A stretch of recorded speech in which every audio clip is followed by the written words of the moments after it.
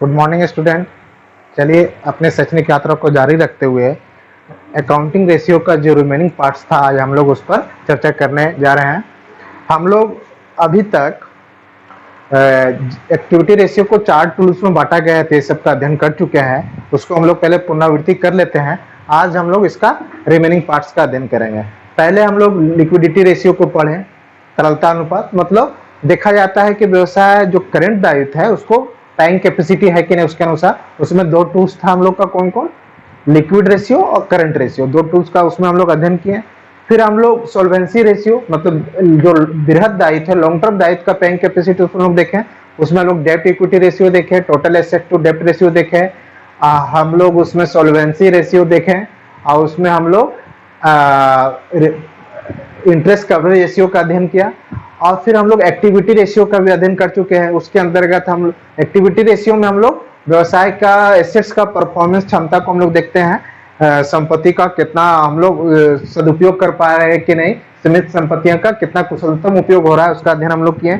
उसका जो टूल्स था मेजरमेंट का हम लोग उसमें देखे stock turnover ratio, data turnover ratio, creditor turnover ratio, paying period ratio, total working capital ratio, fix asset turnover ratio, current asset turnover ratio, इस सारे चीजों का अध्ययन कर लिया। फिर फाइनली हम लोग लास्ट वीडियो में इस टॉपिक का लास्ट वीडियो को जिसका नाम है प्रॉफिटेबिलिटी रेशियो, जिसका हम लोग स्टार्ट किए थे, इसके एक पार्ट को हम लोग इसको on the basis of sales जो था उसको कवर कर लिए थे। फिर भी हम लोग पहले उसका पुनरावृत्ति कर लेते हैं। लाभदायकता अनुपात या इसको इनकम रेशियो भी कहा जाता है, आय अनुपात भी।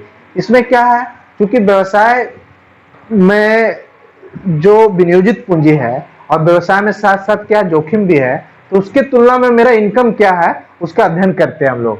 मतलब ये व्यवसाय में जो इन्वेस्टेड कैपिटल है उस पर क्या आय हो रहा है उसको मापा जाता है। अतः इसमें हम लोग क्या कर सकते हैं, प्रॉफिट मेजरमेंट किया जाता है। इसमें लाभ का अर्जन देखा जाता है, अर्निंग्स क्या है on the basis of investment, जो व्यवसाय में विनियोजित पूंजी है।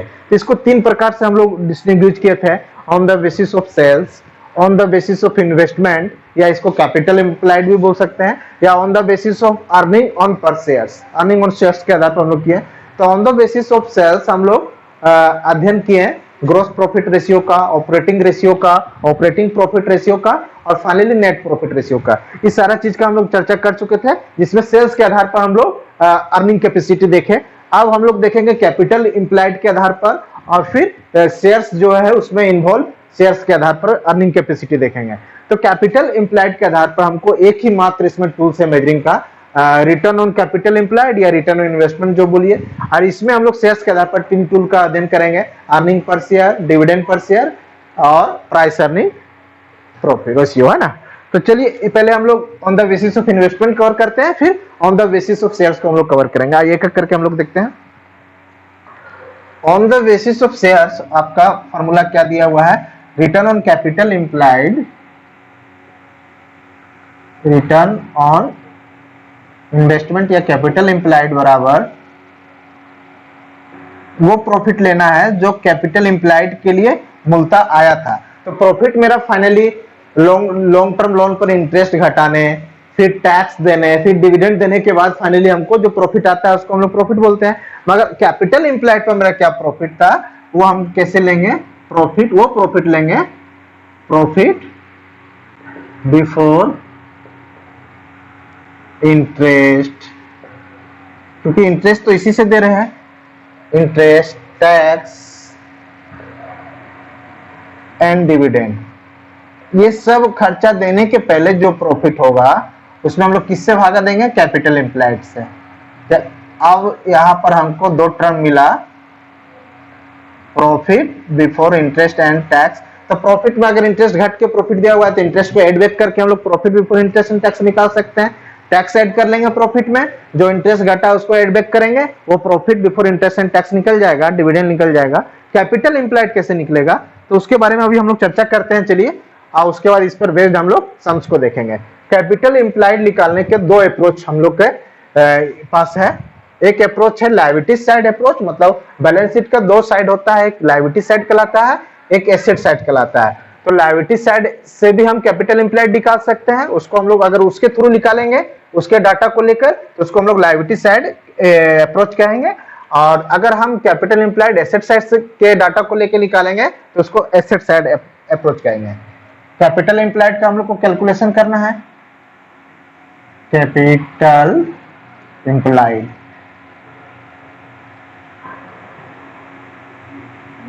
Capital implied. इसके दो अप्रोच है आपके पास, एक है लायबिलिटी साइड अप्रोच,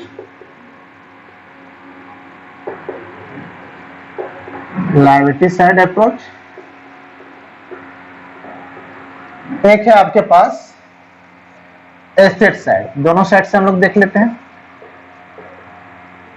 एक चीज हम लोग जानते हैं कि किसी भी व्यवसाय का जो लायबिलिटीज जितना टोटल होता है उतना एसेट्स भी होता है।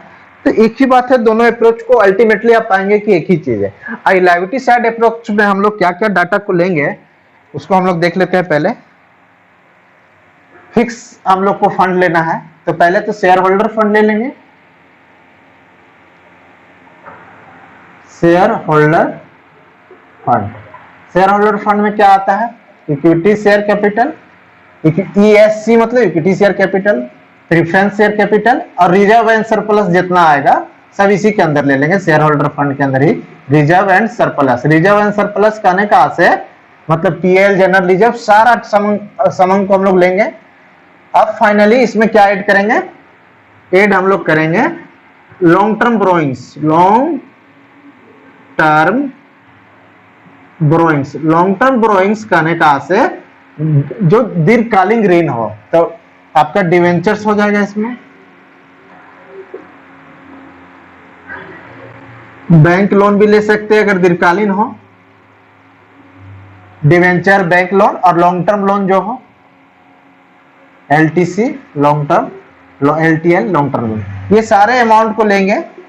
करंट एसेट्स को, करंट लायबिलिटीज को हम लोग नहीं लेंगे।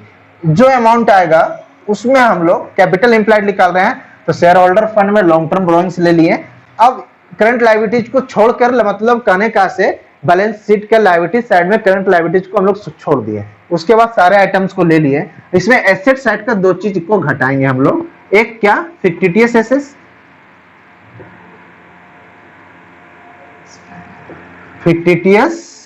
फिक्टिटियस एसेट्स को लेस करना है, ब्रैकेट में लिख देते हैं।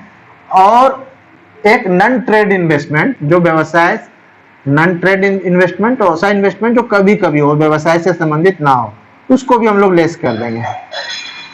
ये लेस करने के बाद आपका जो अमाउंट आएगा वो आपका हो गया capital employed, that is called capital employed by liabilities approach. ये लायबिलिटीज अप्रोच हो गया आपका लायबिलिटी साइड से। अब अगर एसेट साइड अप्रोच हमको निकालना है एसेट साइड से, तो हम कैसे निकालेंगे, हम लोग जानते हैं बैलेंस शीट में टोटल बराबर होता है, तो इधर जो जो छोड़े हैं इधर भी नहीं लेंगे, और इधर जो जो लिए हैं एसेट साइड का जो जो पोर्शन छोड़े हैं उसको नहीं लेंगे। मतलब हम लोग क्या क्या नहीं लेंगे, एसेट साइड का फिक्टिटियस एसेट और नॉन ट्रेड इन्वेस्टमेंट लेंगे, और इधर जो जो लिए हैं उसको भी, जो इधर घटाए हैं उसको नहीं लेंगे, और इधर जो जोड़े हैं उसको घटा देंगे। देखिए हम लोग क्या लेंगे, फिक्स एसेट्स लेंगे, व्यवसाय का जितना भी फिक्स एसेट्स है उसको लेंगे, करंट एसेट्स लेंगे, करंट एसेट्स लेंगे, और हम लोग फिक्टिटियस एसेट्स नहीं लेंगे, नॉन ट्रेड इन्वेस्टमेंट नहीं लेंगे। अब जो अमाउंट आएगा इसमें हम लोग क्या घटा देंगे, वहां पर भी क्या नहीं लिए थे, इसमें हम लोग नहीं लिए थे, करंट लायबिलिटी छोड़ दिए थे, तो इधर जो जो चीज छोड़े हैं इधर भी वही चीज छोड़ेंगे हम। इधर फिक्टिटियस एसेट छोड़े, इधर भी छोड़ दिए, नहीं लिए हैं। नॉन ट्रेड इन्वेस्टमेंट नहीं लिए, फिक्स एसेट में एक्सेप्ट नॉन ट्रेड इन्वेस्टमेंट है उसको भी नहीं लिए। अब इधर करंट लायबिलिटीज हम लोग छोड़े हैं, तो यहाँ भी करंट लायबिलिटीज घटा देंगे, करंट लायबिलिटीज को हम लोग घटा देंगे। और उसके बाद जो अमाउंट आएगा, घटाने को ब्रैकेट में लिख रहे हैं, ये जो अमाउंट आया ये कैपिटल इंप्लाइड हो गया आपका एसेट साइड अप्रोच से, कैपिटल इंप्लाइड। आपको स्पष्ट है कि एसेट साइड अप्रोच में हम लोग फिक्स एसेट लेंगे प्लस वर्किंग कैपिटल बोल सकते हैं। Current assets minus current liabilities को हम लोग क्या बोलते हैं, वर्किंग कैपिटल। ये जो है करंट एसेट्स में करंट लायबिलिटी जो घटाते हैं उसको वर्किंग कैपिटल बोलते हैं। तो fixed assets plus working capital बोलिए, या ये फिक्स एसेट्स में करंट एसेट जोड़िए, करंट लायबिलिटीज घटा लीजिए। ये asset side approach. Liability side में फिक्स लायबिलिटी जितना लीजिए, share, debenture, long term loans share में दोनों लेना है, इक्विटी प्रेफरेंस, रिजर्व सरप्लस लीजिए और करंट लायबिलिटी मत लीजिए, और एसेट साइड का फिक्टिशियस एसेट्स और नॉन ट्रेड इन्वेस्टमेंट को घटा दीजिए। ये आपका कैपिटल एम्प्लॉयड निकल गया। अब हम लोग आते हैं आपस return on capital employed some formula पे आते हैं। Return on capital employed formula क्या था आपका, उसमें दिया हुआ था कि प्रॉफिट हमको लेना है जो कैपिटल एम्प्लॉयड पर हो। कैपिटल एम्प्लॉयड पर प्रॉफिट मतलब उससे संबंधित खर्चा घटाने से पहले का प्रॉफिट। मतलब कैपिटल एम्प्लॉयड में खर्चा संबंधित क्या होगा, शेयर से संबंधित डिवेंचर होगा, स्वाभाविक सी बात है। लॉन्ग और नॉन ट्रेड इन्वेस्टमेंट से संबंधित इंटरेस्ट जुटा होगा तो उसको भी घटा लेंगे, और डिवेंचर से संबंधित इंटरेस्ट घटा होगा उसको घटा लेंगे। मतलब उससे संबंधित खर्चा को घटाने के बाद प्रॉफिट क्या आएगा आपका, प्रॉफिट वो लेंगे जो ये सब खर्चा घटाने का, कैपिटल एम्प्लॉयड से संबंधित खर्चा, मतलब इंटरेस्ट घटा होगा, profit before interest, profit before interest, profit before interest मतलब इंटरेस्ट कौन, डिवेंचर पर, लॉन्ग टर्म लायबिलिटीज पर इंटरेस्ट जो है, टैक्स, टैक्स घट गया होगा, एंड डिविडेंड भी शेयर पर हो, उससे भी पहले का प्रॉफिट हमको लेना है।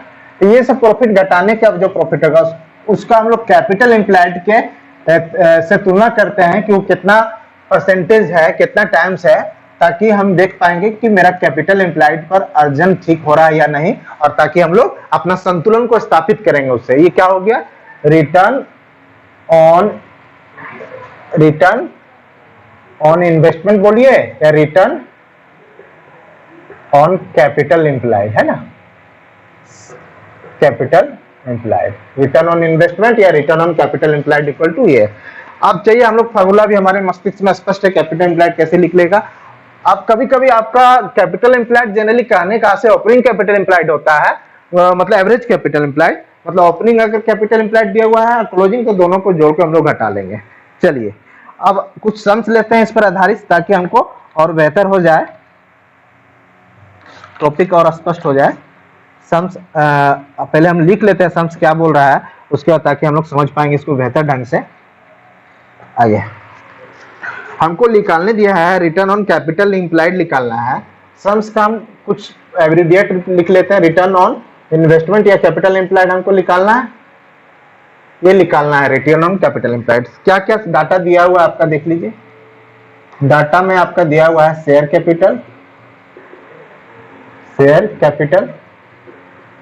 रुपीज है आपका 50,000, शेयर कैपिटल 50 दिया हुआ है, रिजर्व एंड सरप्लस आपका भी दिया हुआ है 25,000। फिर आपको नेट फिक्स एसेट्स दिया हुआ है। नेट फिक्स एसेट्स कहने का से इसमें से संबंधित कुछ खर्चा घटा के जो एक्चुअल है वो दिया हुआ है 225। नेट फिक्स एसेट दिया हुआ है, नॉन ट्रेड इन्वेस्टमेंट भी दिया हुआ है, और sorry non current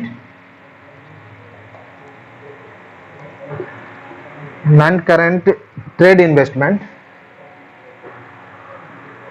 trade investment ही ये चीज ध्यान देना है, नॉन ट्रेड इन्वेस्टमेंट नहीं है, ये ट्रेड इन्वेस्टमेंट है, तो इसको हम लोग को घटाना नहीं है। मतलब ये नॉन करेंट ट्रेड इन्वेस्टमेंट मतलब एक तरह से फिक्स एसेट्स ही हो गया आपका। ये आपका दिया हुआ है 25,000।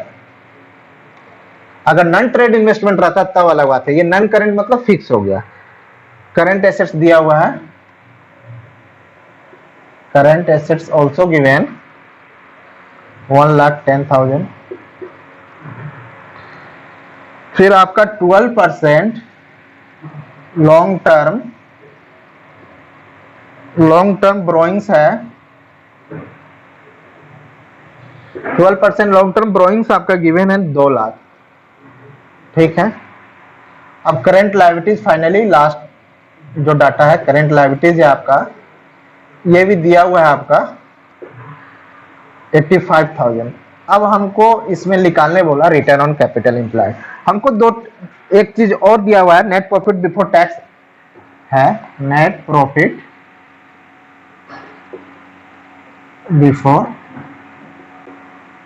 टैक्स है, नेट प्रॉफिट बिफोर टैक्स आपका दिया हुआ है 60,000। अब चलिए हमको निकालना है रिटर्न ऑन कैपिटल एम्प्लॉयड। तो हमको 2 चीज चाहिए, profit before interest tax and dividend चाहिए और कैपिटल एम्प्लॉयड चाहिए। तो पहले कैपिटल एम्प्लॉयड निकालते हैं हम लोग, है ना। कैपिटल एम्प्लॉयड कैसे निकलेगा यहाँ पर, कैपिटल एम्प्लॉयड निकालने का दो अप्रोच था, लायबिलिटी साइड अप्रोच या एसेट साइड अप्रोच। हम जो भी चाहे फॉलो कर सकते हैं, डाटा अवेलेबल दोनों का यहाँ पर लग रहा है ऑलमोस्ट, तो हम लोग लायबिलिटी साइड से चलते हैं। तो शेयर होल्डर फंड में 50,000 है, मतलब शेयर कैपिटल लेंगे, शेयर कैपिटल लेंगे प्लस क्या लेंगे, रिजर्व सरप्लस तो लेना ही है, reserve and surplus plus fix liabilities लेंगे। फिक्स लायबिलिटीज आपका यहाँ पर है, फिक्स लायबिलिटीज ये हो गया लॉन्ग टर्म बोरोइंग्स, मतलब 12% लॉन्ग टर्म बोरोइंग्स, ये आपका फिक्स लायबिलिटीज है। अमाउंट सैंक्शन लिखते चलते हैं। कैपिटल आपका शेयर कैपिटल 50,000 था, रिजर्व सरप्लस 25,000 है, लॉन्ग टर्म बोरोइंग्स 2 लाख है आपका। अब करंट लायबिलिटी तो लेना नहीं है, इतना जोड़ने के बाद एसेट साइड का दो चीज हम लोग घटाते थे, एक फिक्टिशियस एसेट्स, एक नॉन ट्रेड इन्वेस्टमेंट। यहाँ पर नॉन करंट ट्रेड इन्वेस्टमेंट है, तो नॉन करंट ट्रेड इन्वेस्टमेंट है, नॉन ट्रेड इन्वेस्टमेंट नहीं है इसका मतलब फिक्स ट्रेड इन्वेस्टमेंट है। तो क्योंकि इन्वेस्टमेंट दो तरह का होता है, शॉर्ट पीरियड के लिए या लॉन्ग पीरियड के लिए, तो नॉन करंट करने का मतलब लॉन्ग पीरियड के लिए इन्वेस्टमेंट है, तो इसको नॉन करंट इन्वेस्टमेंट नहीं मानना है। अब तो इसको जोड़ के एसेट साइड का जो घटाने वाला था फिक्टिशियस एसेट्स और नॉन ट्रेड इन्वेस्टमेंट, दोनों में कोई भी डाटा दिया हुआ नहीं, तो इसी को जोड़ लेंगे, वही मेरा हो जाएगा 275। कैपिटल एम्प्लॉयड हो गया ये आपका कैपिटल एम्प्लॉयड। अब हम क्या करेंगे, profit before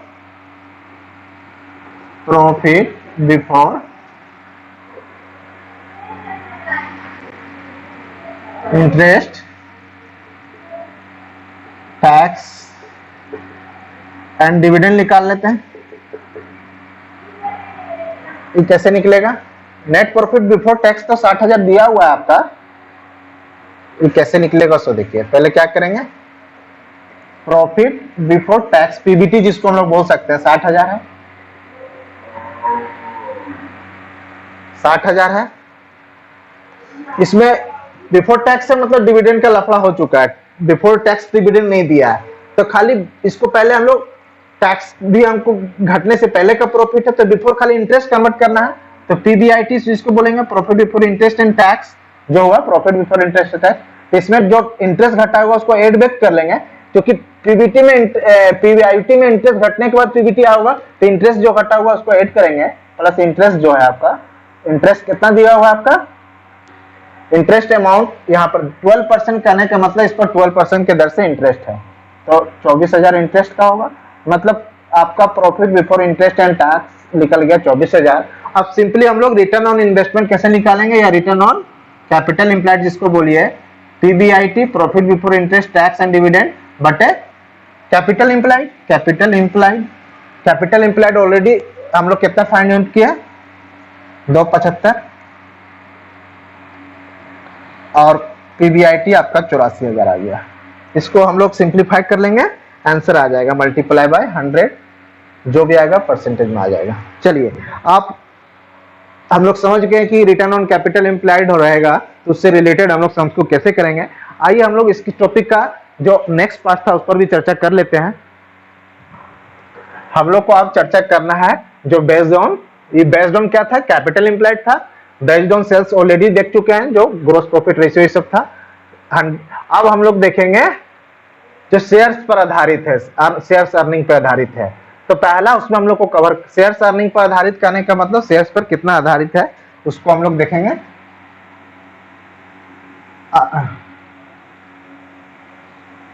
EPS earning per share, EPS देखना है, फिर डिविडेंड पर शेयर देखना है और प्राइस अर्निंग रेशियो देखना है, तीन ही पार्ट है। अर्निंग पर शेयर करने का मतलब जो अर्निंग शेयर से रिलेटेड जो इसमें प्रॉफिटेबिलिटी रेशियो है, सब किसके सापेक्ष हम लोग को देखना है, इक्विटी शेयर होल्डर के सापेक्ष। इस चीज को हम लोग को दिमाग में रखना है, इक्विटी शेयर होल्डर के सापेक्ष हम लोग को अपने आप को सोचना है, तभी हम सही दिशा में सोच पाएंगे। इक्विटी शेयर होल्डर ही मूलतः कंपनी का मेन मालिक होता है, इसी के सापेक्ष में हम लोग को सोचना है और तुलना करना है। तो अर्निंग पर शेयर मतलब एक शेयर पर क्या कमाई है वो जानना है। तो पहले एक शेयर के लिए प्रॉफिट में अगर टोटल शेयर से भागा दे दे, सिंपल बात है कि एक शेयर का कमाई हमको निकल जाएगा। जितना लाभ है किसके लिए लाभ? इक्विटी शेयर होल्डर के लिए। उसको टोटल शेयर से अगर भागा दे दे तो अर्निंग पर शेयर निकल जाएगा। तो पहले इक्विटी शेयर होल्डर के लिए लाभ को हम लोग शॉर्ट फॉर्म में लिखते हैं पाफेस, पाफेस बटे number of equity shares, number of equity shares. क्योंकि इक्विटी शेयर्स के सापेक्ष में हमको निकालना है, तो वो प्रॉफिट ऊपर में रखेंगे जो इक्विटी शेयर होल्डर के लिए हो, और उसको equity number of equity share से भागा दे देंगे जितना इक्विटी शेयर्स की संख्या है। पाफेस करने का आशय यहाँ पर क्या हो गया? Profit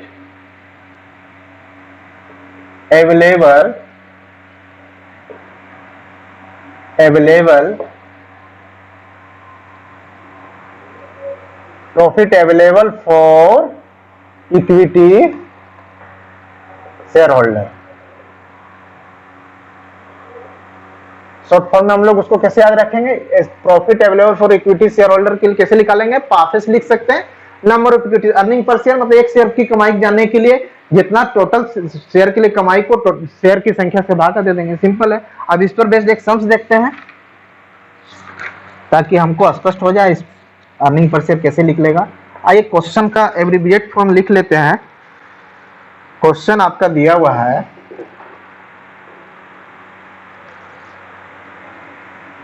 equity share capital, equity share capital.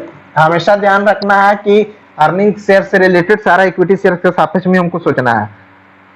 कितना का है? ₹10 ईच का है, जो प्रत्येक 10 रुपया का है। ईच कितना है? 50 लाख। कितना दिया है equity share holder capital? 50,000। 12% preference shares भी है। 12% प्रीफरेंस शेयर का दो प्रकार था, इक्विटी और प्रीफरेंस। तो 12% प्रीफरेंस शेयर्स कैपिटल भी दिया हुआ है। ये भी कितना का है? ₹10 का है ईच। प्रत्येक शेयर का दाम इसका भी 10 रुपया है। ये आपका 10 लाख आपका है आपके कंपनी में। अब एक डाटा और दिया हुआ है,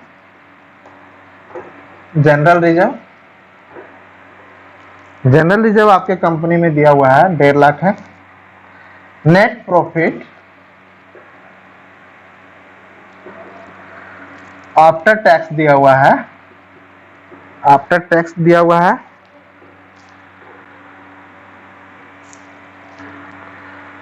25 लाख।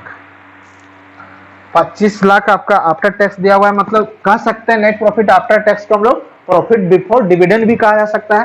तो हमको कौन प्रॉफिट चाहिए? नेट प्रॉफिट आफ्टर टैक्स चाहिए कि नहीं? हमको net profit after preference dividend चाहिए।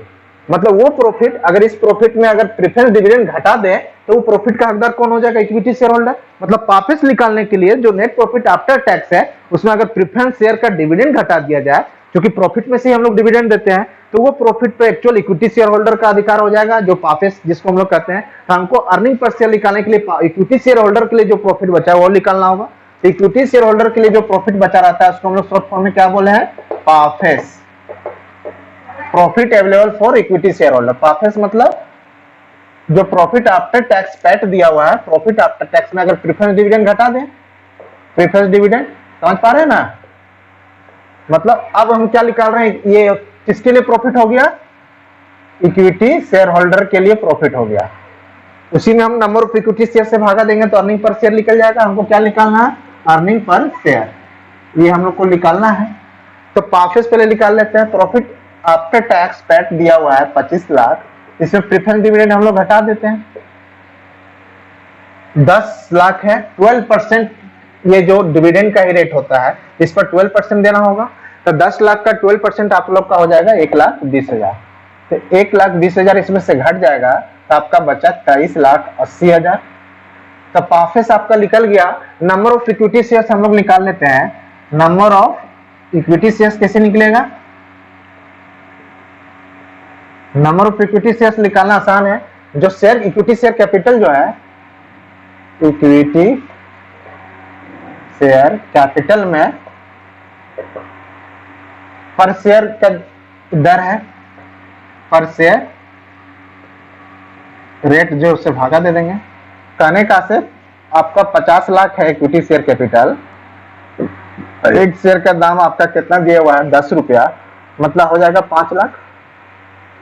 5 लाख इक्विटी शेयर हो गया आपका नंबर ऑफ इक्विटी शेयर। अब हमको निकालना है अर्निंग पर शेयर। ईपीएस बराबर क्या हो जाएगा, face profit available for equity share holder बटे नंबर ऑफ इक्विटी शेयर्स, है ना। नंबर ऑफ इक्विटी शेयर्स भी हम लोग को ऑलरेडी फाइंड आउट है, अब प्रॉफिट भी फाइंड आउट है। प्रॉफिट कितना है 2380 और ये 5 लाख। अब हम लोग इसको सिंप्लीफाई कर लेंगे, आपका अर्निंग पर शेयर हो गया। अब हमको निकालना है dividend per share.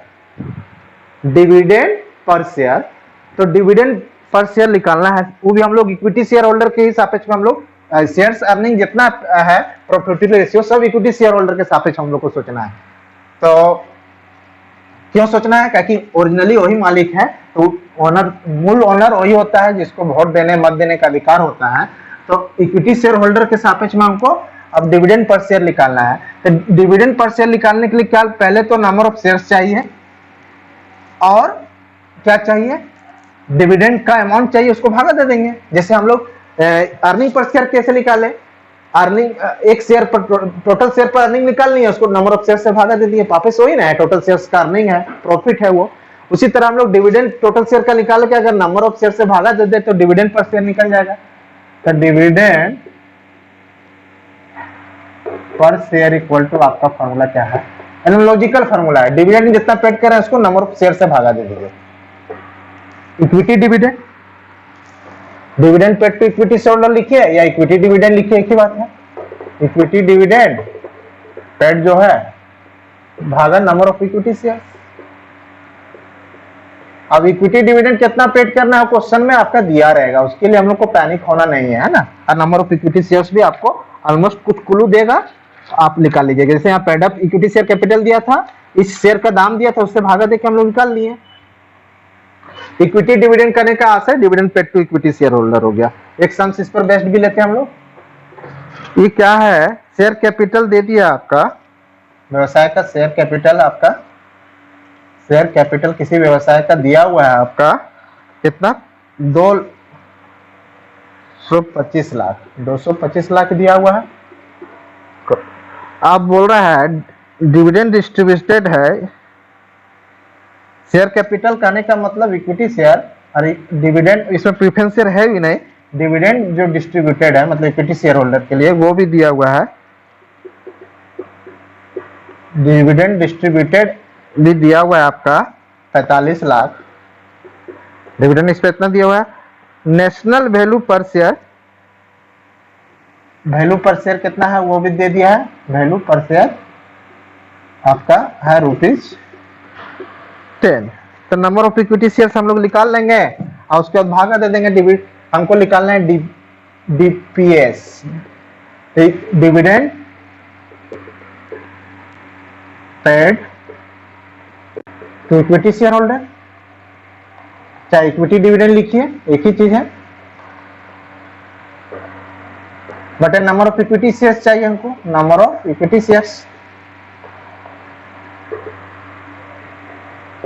Number of equity shares कैसे निकालेंगे, शेयर कैपिटल में शेयर के पर एक शेयर के दाम से भागा दे देंगे, तो स्वाभाविक 1 कट जाएगा, मतलब 22 लाख, 2 करोड़ जो था 25 लाख, अब हो गया आपका 22 लाख हो गया, 22,50,000, 3 2 5 4 हो गया। अब डिविडेंड पेड डिस्ट्रीब्यूटेड आपका दिया हुआ है 45, भागा देंगे 22,50 से, तो मतलब 2, तो डिविडेंड पर शेयर कितना अर्निंग है ₹2। क्लियर है। अब एक बच गया आपका price earning ratio, price earning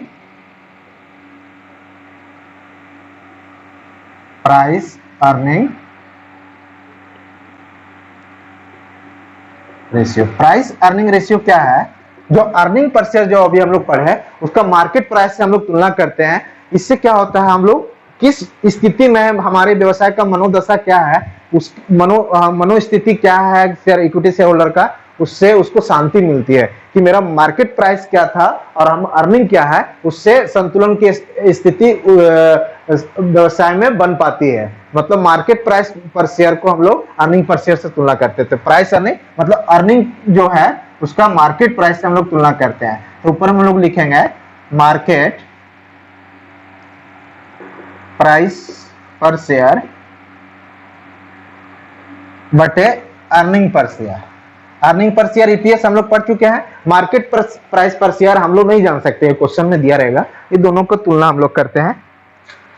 finally हम लोग अर्निंग पर शेयर निकालने जानते ही है, अब मार्केट पर प्राइस पर शेयर आपका दिया रहेगा और बाजार से हम लोग तुलना कर लेते हैं, ये क्वेश्चन में गिवन रहेगा। अर्निंग पर शेयर हम लोग निकालने जान गए, उस प्रॉफिट में नंबर ऑफ इक्विटी शेयर से भागा देंगे, जो जिसको पाफेस बोलते हैं, मतलब इक्विटी शेयर होल्डर के लिए जो प्रॉफिट अवेलेबल है उसको नंबर ऑफ इक्विटी शेयर से भागा देकर अर्निंग पर शेयर निकालते हैं। तो प्राइस अर्निंग रेशियो भी हमारा खत्म हुआ।